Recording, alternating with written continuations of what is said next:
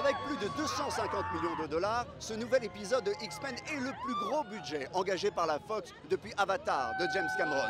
Et l'avant-première, ici à New York, est à l'image du succès que rencontre la franchise depuis plus de 10 ans.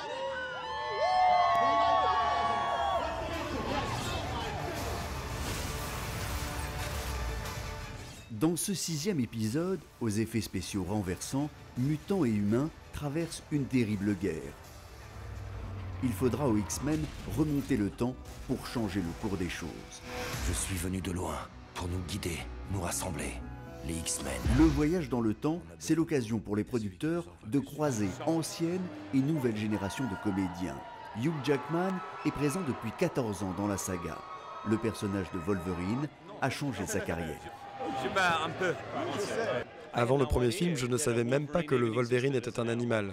C'est le premier film que j'ai fait aux États-Unis et j'ai adoré le faire. Ça a changé ma vie, ça m'a ouvert des opportunités professionnelles inédites et je continue à m'amuser comme jamais. L'autre star du film, c'est Jennifer Lawrence. La comédienne, 2 fois oscarisée, enfile pour la seconde fois le costume du personnage de Mystique. C'est un personnage très intéressant parce que c'est un personnage en perpétuelle mutation. On peut en faire ce que l'on veut dans chaque épisode. Son futur n'est pas déterminé. Elle peut être à la fois un assassin ou un personnage romantique. Ce 6e volet de X-Men marque aussi les premiers pas d'Omar Sy dans une superproduction US. Ça va très bien, et toi? Omar Sy, dont le grand rire fait déjà craquer les médias américains et les fans de la saga. On a selfish.